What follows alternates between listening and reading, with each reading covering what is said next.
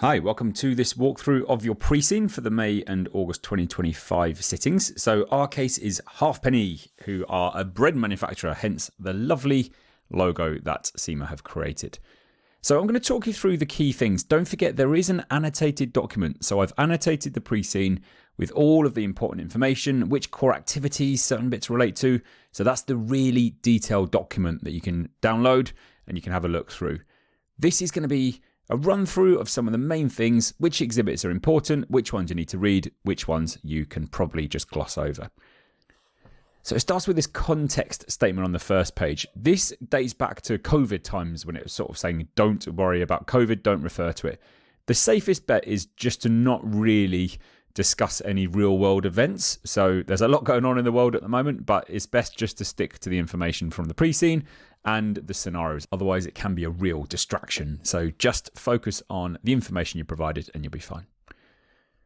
We then have our context page. Great. And then we've got your role. Now, this is absolutely standard in every pre-scene you have. So you're a finance officer doing some management accounting, doing a bit of planning and decision making, and then you assist with the preparation of financial statements as well. So that's all perfectly normal and pretty much just covers the operational syllabus. Now we're getting to the fun stuff on page 3, and we've got a bit of background around Halfpenny. So just picking out a few key things here. So Halfpenny do produce and sell packaged bread, and they're based in Kieland, which is in Europe. If you've never been to Kieland, it is wonderful at this time of year, so I'd definitely check it out. And the currency is K dollars. Slightly strange for Europe, but we'll go with it. Now, lots of people ask, do I need to put the K in front of the dollar sign? I wouldn't worry. I recently went to Australia. When you're in Australia, nothing has A dollars in front of it, so it's very much a foreign thing that you'd want to put that in front, but when you're in the country, you just use dollars. So don't worry about putting the K. That will save you valuable seconds. So just put dollar sign, that's fine. Now, it was founded in 1891. So this is one of the oldest companies that we've seen in the operational case. That's 134 years old. So very traditional. And it gives us a bit of background, again, which I wouldn't worry too much about. In the third and fourth paragraph, I've just picked out there, look, Joseph drove significant change and then innovation. So this is a business that's been through a lot and it has changed a lot over the years. And that's something that we could see continue in your exam. They then talk about supermarkets. So the early 1980s, supermarkets sort of took off and therefore we managed to jump on that bandwagon and sell loads of bread. And it says they secured contracts with 3 leading national supermarket chains. And again, we'll see more on that later. It then tells us a bit about the new production facility that was back in the 80s. It's been expanded upon. And it's in central Kieland, and they still use that now. And then we've got a distribution centre next door as well. So it tells us about the packaged bread loaves and the packaged bread rolls.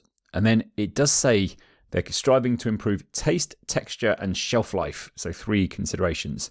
But growth's slowing down a bit, so they are considering extending the product range.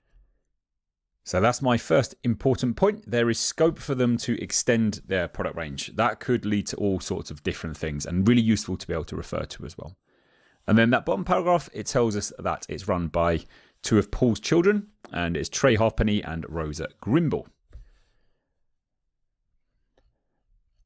Right, we then hear a little bit around the bread industry in Kieland, and it tells us what the market's worth. So it is a significant amount. And then we've got the categories of bread producers. So the large plant bakeries, that's where Halfpenny sit. That's where we are. So mass producers with long shelf life.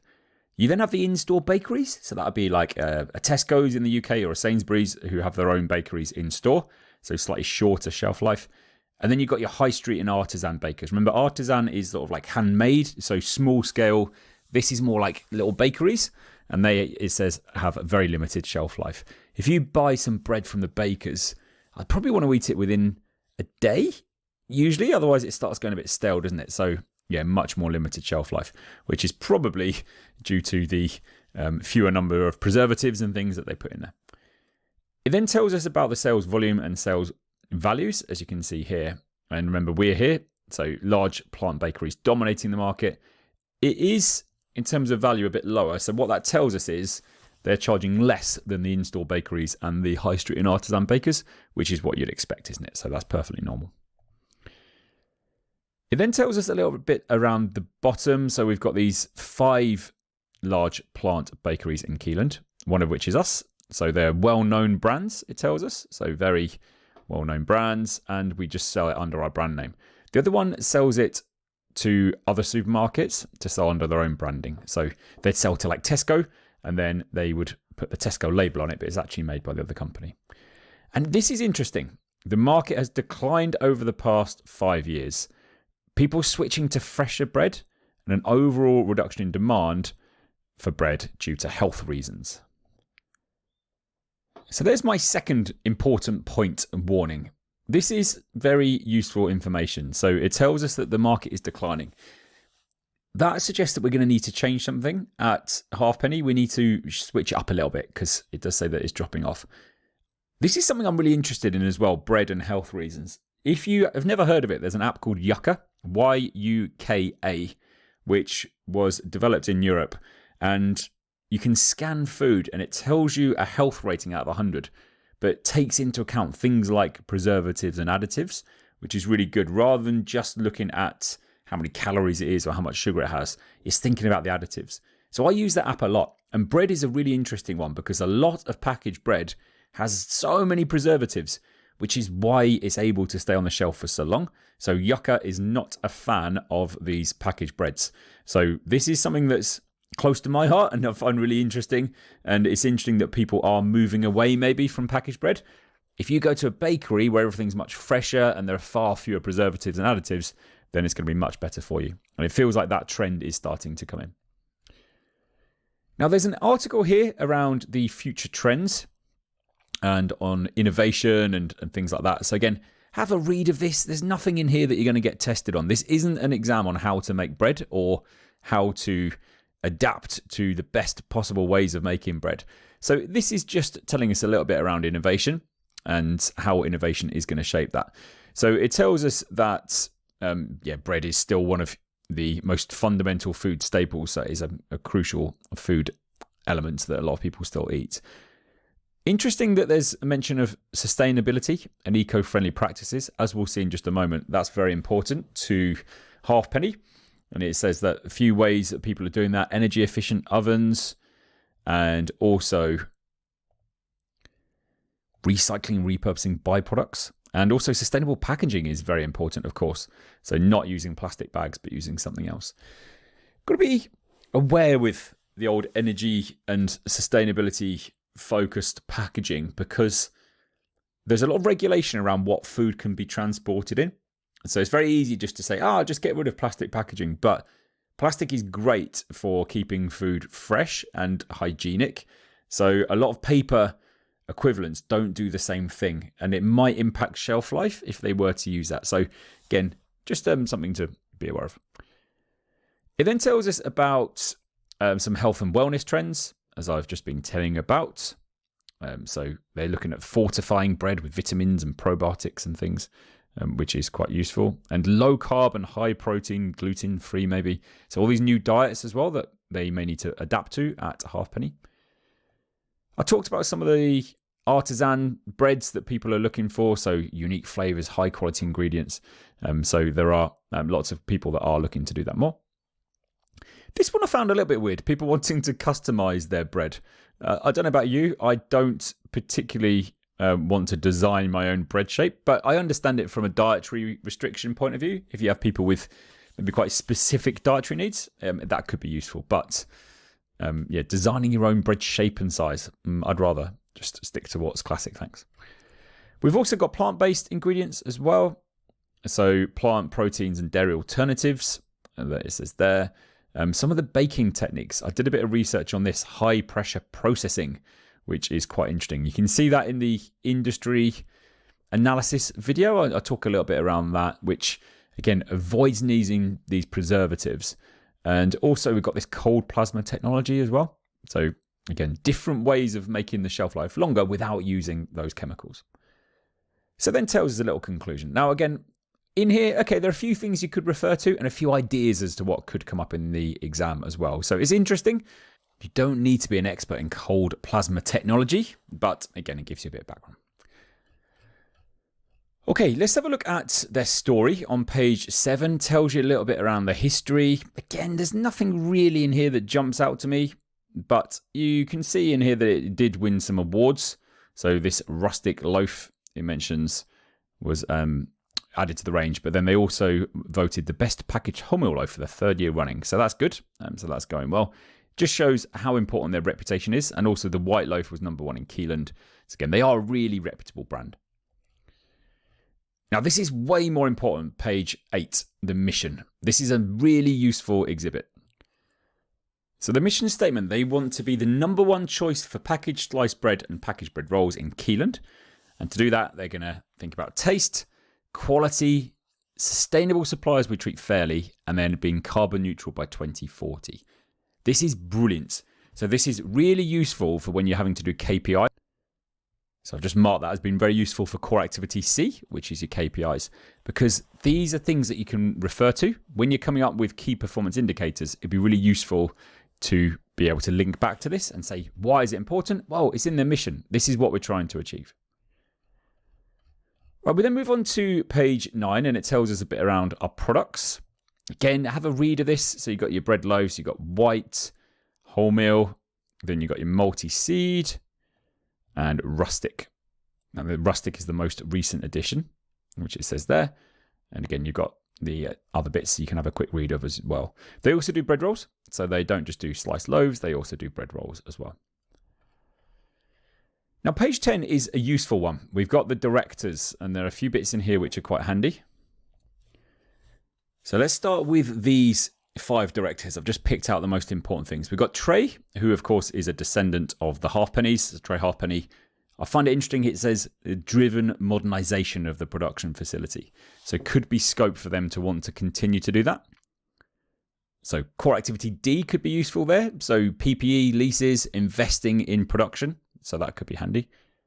Rosa, it then tells us, so that's Trey's sister, is our marketing director. So she helped with the company's branding. We've then got Harry Chang, who's keen to increase the range of products offered by the company. We've got Jack, who's looking to modernize production processes, again, using that PP and leases potentially. And then we've got Syed. This is a really useful one, the distribution director. So looking to make distribution process more sustainable, replacing diesel vehicles with electric ones, and improving the delivery scheduling. Very important that they do that. So again, some nice points in there. Now then we have Lottie. Now Lottie is a very important character in this case because that is the finance director, and she is likely to be sending us a lot of emails. This is useful. It says she's built good relationships with finance providers, and there's scope for us to grow through expansion into new products. So that's good, new products, so that's a good thing to mention. Also that relationship with finance providers, so that's like funding. So when we core activity F, maybe getting some cash, so that could be useful for expansion. Samira has worked on incentivizing the workforce with a new bonus scheme, which is great. That's a good thing to mention as well. And then we've got Benjamin at the bottom there. Now, Benjamin is our IT director and has tried to modernize a few bits and is bringing in some more technology and is looking to implement more of this in the production process. That could be really useful for digital costing. So there's a bit of a clue there. Maybe they'll look to do some more digital costing, which would be great. Right, page 11 then gives us our teams. So there's Lottie, the finance director, Tom. So you may well get some emails from Tom, who's the finance senior manager, and then Avita, the finance manager. So there are 3 names that you may get correspondence from in the exam. And then we are one of 6 finance officers, and there are 8 finance assistants as well. Now, this is actually a reasonably big finance team. In a lot of cases, they've only got about 4 people in there. So this is a relatively big one, but it is a big company, so that's good. You then have all the different departments. So we've got sales and marketing, you've got production, and we've got all the different departments there, which we'll see again later. So these are the production departments. This is how they split their costs when they're doing their absorption costing and their overhead absorption rate into those departments. So they'll be useful later. Again, don't worry about all these names. You do get access to this pre-seen document in the exam as well as a digital copy, a clean copy. You don't get to annotate it or anything. So you can always look this up. But again, don't worry about all the names. There are so many people. It's worth pointing out that this does feel like a functional structure, doesn't it? So you've got these different departments within the company, and it's that sort of structure. It's not split into divisions. It is split into functions. So it's split into departments. So that's the current structure at the moment. Okay, in terms of sales channels, this is really important, this page. So we're on page 14 now. So it's all business to business. So they do not currently sell to consumers. So that is potentially an opportunity. Could you sell directly to customers? Maybe. Hovis, who are a company in the UK, do like a subscription model, but not sure if it would work. But you go through retailers here. So this is all through retailers. Now, what that does tell us is that all of our sales are going to be on credit. If it's all B2B, they'll all be on credit. So receivables management, very, very important in this case, which falls under core activity F. You then have your sales volumes and all these beautifully named supermarkets that we have. So these are the supermarket chains that we've got there. It then tells us a little bit around the convenience stores we use as well. And again, at the bottom, very important for core activity F. It tells us about the sales price for large retailers, 20% lower for the small retailers. So we'll give them a bit of a discount because they're buying in much bigger quantities. And then the credit periods. Large retailers, 40 to 60 days, and small retailers, 20 to 40 days. So again, there's that receivables management that we need to think about. Moving on to page 15. Production is highly important. Of course, we're making bread. It is going to be high volume, needs to be as efficient as possible. And it is in operation 360 days a year. So that's huge, really long hours or number of days that it's open for throughout the year. It gives us a summary of the process. Now, there are a few good videos on YouTube for this. So if you want to just go away and have a quick look, feel free. It's probably easier than just reading all this. I like seeing it in action. I actually find factories quite fascinating as well. It's quite interesting seeing it all work through. So there's a video in particular. It's called How It's Made Bread on We Discover's YouTube channel. So if you put How It's Made Bread We Discover, you'll get a video there, which is good. And again, you'll see all of this process in action, which is a bit more interesting. We then have our raw material information, which is quite useful. So raw material stores. So the main ingredient is flour, but then we also have some yeast, salt, and seeds and grains. So we need those for the multi-seed and rustic products. So they're the ingredients. And ingredients deliveries occur daily. So again, core activity F is cropping up. Inventory management, very, very important in this particular case. We now have mixing and kneading. That's largely automated, so computer controlled, mixed by machine. So again, not too much in there that's particularly interesting. Apart from it is very reliant on the technology. Shaping and proving. So that's where it's all shaped into the size that we need, into balls of dough. Again, by machine, and then it's rested. And then it goes into this proving machine. Then we've got the baking. So it actually cooks in the oven for 15 to 20 minutes, it says. Then you've got cooling. Now, cooling is quite a slow process, so you have to wait for it to cool down. So 2 hours. So again, that's not particularly efficient. Maybe could be more efficient if they could cool it quicker. And then packaging. So then goes to the packaging team, and then it will be sent on to the distribution center, and away they go. So that's the process. Again, a lot of that's around core activity F, like inventory and managing that. We want that to be as efficient as possible. On to page 17. This is a really useful one for core activity F. Again, we've got raw materials and supply information in here. So if we look at flour to begin with, it tells us that we've got 2 white and 2 wholemeal flour suppliers and 1 coarse grain whole wheat flour supplier. So we've got a little bit of a range of suppliers there, which is quite good.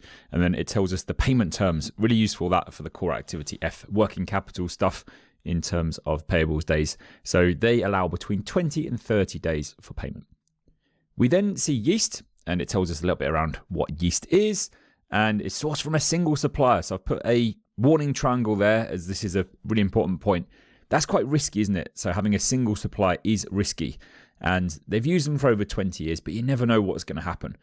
It also tells us that they're purchased in bulk and they take advantage of bulk purchase discounts. So that's really useful for inventory. So we're going to have pretty high inventory there. And as a result, need to be able to manage that. And then payment terms are 30 days for the yeast. And then grains and seeds at the bottom there, it tells us the different types of grains and seeds. And they're sourced from multiple suppliers. And it says they usually make the decision based on lowest cost. And payment terms there are 30 to 60 days. Now, I've flagged core activity A there. You might be thinking, that seems a bit strange. That feels like more core activity F, thinking about working capital. The reason I've said that is this would be brilliant if they were to switch to a digital costing system. So because they are choosing them based on the cheapest, based on lowest cost, having real-time information to be able to compare suppliers would be amazing. So that is a real positive for them potentially switching to a more digital costing-based system. Okay, so that's page 17. Then we hear a little bit more about distribution on page 18 and employees. So it tells us that they've got their own distribution center next to the production facility, which we know. And in that second paragraph, the loaves and rolls have a use by date of up to 2 weeks. And then we have that aim that products are dispatched within 2 days. So they really have to manage that inventory carefully and get it out of the door. So that's really useful for KPIs within core activity C, which I've flagged there. So having that data, again, just being able to drop those numbers in is useful. So that is their aim. That could well form a KPI for Halfpenny. And then equally in the third paragraph, it tells us about deliveries. They're scheduled to try to minimize the number of kilometers traveled. That's really useful for both sustainability and fuel and also lead times. So it's a triple win really. If they can reduce the number of kilometers traveled, it means we can deliver the bread quicker. It means that it will be fresher and it means that we are doing better for the environment. So that's really important. Again, could be a KPI. And then at the bottom there, it says that the majority of deliveries are made to individual stores. So again, just worth noting that. So some go to distribution depots, but a lot of them do go there. So there's going to be a lot of travel involved. And then within the number of employees, just look at the production and distribution numbers. They're huge. This is a really big company. So over 2,000 staff working there. So this is very big. And again, everything has to work perfectly for this to operate efficiently. Right, page 19 has this article, What Makes a Winner? So this is an interview with Trey Halfpenny. And again, the white loaf was recently voted #1 sliced loaf by customers. So there are a few bits in here that might be useful. Again, it's worth a read. Trey mentions the technological advances, and it says, always been interested in modernizing production and quality control standards, adhering to those. So again, we know that already. He's keen to innovate. So could be some big changes coming under Trey. Also, just wanted to point out a few other things. Food safety standards are very important, as is nutritional labelling and allergens. So that little bit at the bottom there just points out some of the key things that they have to consider at Halfpenny. So just worth mentioning that. And then it tells us a little bit more on the next one about what could come in. So what sort of things are we looking to aim for? What are we going to see in the industry? So it mentions about the fact that bread is susceptible to crop failures and climate change. So again, that could be useful for when we're doing like limiting factor and constraints. Some of those things could cause issues for us going forward. Maybe stress testing budgets as well. It talks about the environmental impact being very important as well. And then minimizing food waste and optimizing resource use and trying to reduce packaging waste and improve the supply chain efficiency. So again, all things we've sort of heard already, but just emphasizes how important that is to Halfpenny. And then in terms of new stuff going on, innovating with new recipes, flavors, and formulations. And then it mentions we've got innovations in whole grain, low carb, and organic breads. So these are things that could go into HP's range in the future. So again, really nice to know that. Brilliant.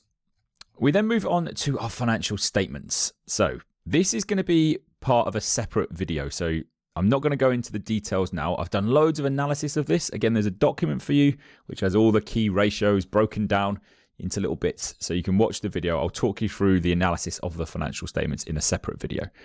Just the headline figures, just as we gloss over these. Profit is up ever so slightly. It's not a huge increase, but actually margins are down slightly, which isn't amazing. On the statement of financial position, a couple of things to point out. The year end is 31st of December, by the way, so that's always good to know. They've got right of use assets, which mean leases are going to be important. So definitely know how to deal with those and discuss those. So that gives us that clue. We can also see trade receivables are pretty big. So fairly significant receivables balance there, which again could be useful to know for our core activity F. So receivables management. And then cash, they don't have huge amounts of cash, do they? Look, $5 million dollars compared to all the other bits. That's not a huge amount. So again, that's something that we may need to think about. If they are looking to invest in all this new stuff, maybe they need to do that. And they have actually got some borrowings, so 15 million of borrowings there. So again, a few bits in there that are quite interesting, and we can do some analysis on that separately. In terms of the statement of cash flows, look at how much they are investing in their PPE. So purchase of property, plant, and equipment. They are really investing. Nearly $20 million they've invested there. So again, that could be good to discuss within core activity D. And then look at this dividend. This was one of the main things I wanted to point out here. $12 million. That's huge. So if they are looking for funding and they are looking to expand as a business, well, maybe cut back that dividend. That is way more than the cash they got this year. And yeah, looking at very significant amounts of their profit they're paying out as a dividend. 12 million dividend, and their profit, if you go back up here, was 19.7 million. So they are paying out the majority of their profit as a dividend, which isn't great for future growth. Then we get the budget information. Again, lots of useful stuff in here. So just going to point out a few bits in here for you. So budgeted gross profit, and you've got your loaves and rolls here. These are the headline figures. The rolls have a much better margin, 32.1 compared to 27.2%. So that tells us what proportion of revenue is actually getting turned into that gross profit. But if you look at the mix, and again, I've broken this all down as part of the annotated pre-scene, but the vast majority of our income is coming from the bread loaves rather than the bread rolls. Now, this is the forecast for, or the budget for the 31st of December 2025, by the way. So these are only predicted figures. Then it breaks it down by loaves, and you've got your sales revenue for all the different types of loaf. So the wholemeal is just about the biggest seller for us, but the white is also pretty big. And then if we go down here, you can see the cost of sales as well. And look at the wholemeal, only 13.2% margin. That's not amazing compared to rustic, the new one, 42.8%. So again, we may need to think about switching to the more modern and updated breads, the multi-seed and the rustic, which have much, much better margins for Halfpenny compared to the traditional wholemeal. Also, just worth pointing out the average production cost. Have a quick look at that. The vast majority of that cost is the raw materials, isn't it? So they are highly significant in this one. Your fixed overheads do make up a decent chunk, but not huge amounts. So if they are going to switch to ABC, you could mention that. Like the biggest thing by far is the raw material cost, rather than any overheads or anything else. We then have bread rolls. So that was all for loaves. We have the bread rolls and the margins on these. At the bottom there, again, you can see rustic, by far the best one. So that is a really good sign. If we are going to move more towards that, then again, we should push those rustic rolls. And again, you can read through that and have a look at the details a bit more. Now, page 27, I absolutely love because that's the standard cost card, and that gives us a detailed breakdown of everything in here. So this is amazing for core activity A, the costing. Now, I mentioned that raw materials make up quite a lot of the cost. Specifically, it's flour. So when we're discussing things in this case, flour is massively the biggest cost when we're making these loaves of bread. 1168 it costs just for the flour. The total cost is 2098. So that's significantly over half of the cost of this bread is the flour. So can you see how important it is that we get the best prices on that flour? And we've only got those two suppliers for each type of flour, haven't we? So maybe we need to expand that and get a little bit more competitive. But that is absolutely huge. So very expensive, that flour. You've then got your direct labor, and it shows you how much time we're spending in each department. You've got your variable production overheads and your fixed production overheads. These numbers in here are your overhead absorption rates. So these tell us the amount that we are allocating to each one based on machine hours. Do you remember it tells us down here? So it says they are allocated in portion to production cost centers and absorbed on machine hour basis, which makes sense given the fact this is a highly automated company. Other bits at the bottom of page 27, this is really useful. So this is a key thing. for several core activities. So point number one, standards are reviewed and updated annually. So that means that a lot of the time they're not going to be particularly up to date. So that'd be useful to have. Maybe rolling budgets could be useful there, or a digital costing system would mean that the standards are much more up to date. Within point 3, it says idle time isn't budgeted for, so that could only be adverse. So core activity C, you may get an idle time variance. So that will only ever be adverse because they don't currently budget for it. If there is idle time, it's a time we're having to pay our staff, but they're not working, then it will be adverse. It will always be a bad thing for us. Point number 4, it says about the apportionment that we just went through. So they split them into the production cost centers like mixing and kneading, shaping and proving, and then they allocate them at different overhead absorption rates. That's quite a detailed way of doing it. Some cases, they literally just take all of their overheads and all of their machine hours and just use a blanket overhead absorption rate. Whereas in this one, they're splitting it into 5 different departments. So that's quite detailed and probably works quite well for them, given the fact it is very machine hour driven. And then point 5, really useful for core activity B. They do annual budgeting using an incremental approach, and managers have limited involvement. So 2 questions that could come up there. Firstly, should we switch our approach? So maybe ZBB, so zero-based budgeting, or ABB maybe, activity-based budgeting. And secondly, should we get our managers more involved in budget setting? So the old participation versus top-down debate, which is something that definitely could get tested in this case. And finally, page 28 is our tax regime. And this is absolutely standard. This comes up in every case. Nothing particularly exciting in this one, just the normal information. You've got your income tax rates. It says these expenses are not allowable for tax purposes. The key thing to remember here is there's accounting profit, which can include all these things, but then there's taxable profits, which is a separate thing. So they are different figures, your accounting profits and your taxable profits. So when you're working out your taxable profits, you're not allowed to include these types of expenditures. When you buy an asset, you get tax allowable depreciation or tax depreciation allowances, which it mentions there. You can carry tax losses forward, that says, which is unlikely to be the case in our one. And then we've got sales tax like VAT, which is at 20%. So if you do get any questions on tax, just remember the very back page. Remember, you get access to this. You can even search the pre-scene. The very back page, you can have a look through and there'll be a few clues and things you can talk about on the tax. Right, that is it for the Halfpenny pre-scene walkthrough. It's a really good case, quite long, 28 pages, quite a lot to get through. But again, make sure you read it a few times, understand it, and be able to just pick out some of those key figures and the key things that we've mentioned. Now, there is going to be a key issues video, so I've picked out some of the really important things to highlight the main things from this pre-scene that you need to know. And you do get access to this, so you don't need to memorize it. In the exam, you get a digital copy without any annotations.